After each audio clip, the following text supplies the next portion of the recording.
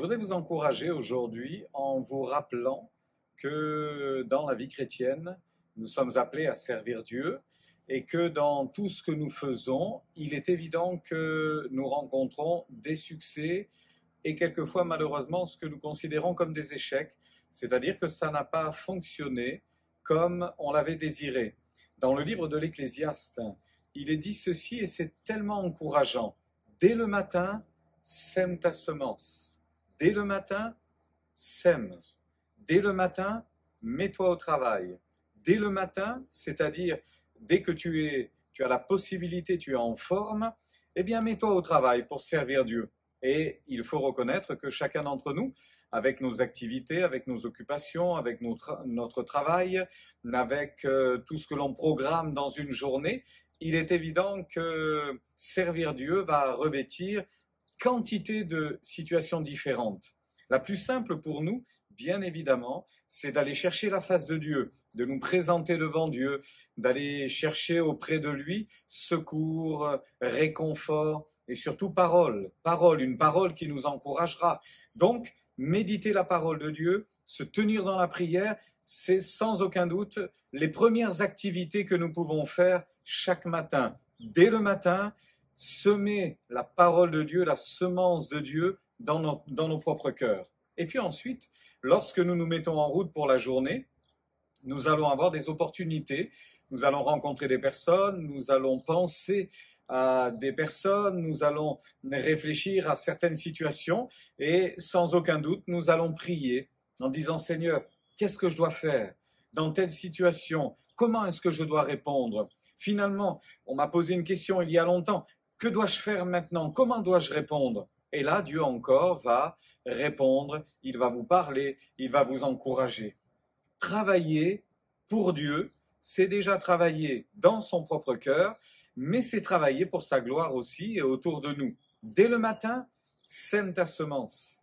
Et la parole qui nous encourage ce matin est celle-ci, et jusqu'au soir, ne laisse pas reposer ta main. C'est-à-dire qu'on sème le matin, et puis on continue un peu plus tard, et puis on continue dans l'après-midi, et puis on le fera jusqu'au soir, tant qu'on est capable de le faire, tant qu'il y a de la semence dans nos mains, tant que nos jambes nous portent, tant que nous avons la possibilité de semer, eh bien nous le faisons. Pour quelle raison? Pour servir Dieu, bien évidemment, mais aussi parce que nous ne savons pas ce qui va réussir. Est-ce que c'est la semence du matin? Est-ce que c'est celle du soir? Est-ce que c'est ce que j'ai dit le matin, ce que j'ai fait le matin? Est-ce que c'est ce que j'ai pensé ou fait l'après-midi?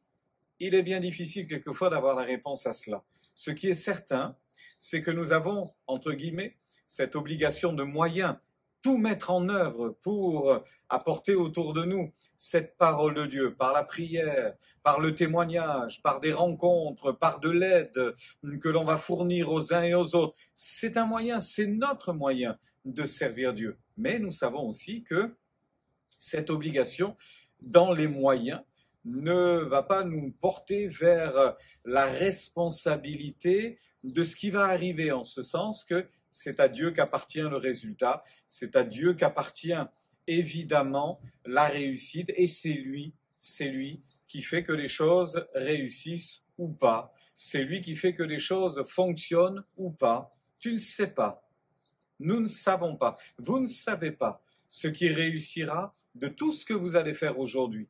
Mais vous savez que tant que la parole a été semée, il y a une possibilité de résultat. Il y a une forte probabilité que Dieu se glorifie, que Dieu manifeste sa bonté, que Dieu révèle son amour, que Dieu sauve quelqu'un, un homme, une femme, d'une famille, d'une situation compliquée, d'une maladie incurable. Dieu est capable de le faire. Le plus important pour nous, c'est de nous rappeler que nous sommes engagés dans ce service-là. Alors, en conclusion, je dirais que, évidemment, servir Dieu nécessite à la fois du courage et de la bonne volonté, mais bien évidemment de l'effort. Et c'est ce qui est le plus difficile, de l'effort. Nous sommes aujourd'hui rendus à une période où la société n'aime pas cette situation d'effort, où il faut fournir des efforts. Et c'est toujours très limité. Nous voyons bien autour de nous que des personnes se fatiguent et se tuent à la tâche. Et à côté de ça, nous en voyons d'autres qui négligent le travail, n'aiment pas l'effort, ne souhaitent pas faire quelques efforts, aimeraient tellement que les choses arrivent facilement, comme si instantanément, de façon tout cuite, cela arrivait dans nos mains, mais c'est pas comme ça que la vie est faite, et c'est pas comme ça non plus que nous pouvons honorer et servir Dieu.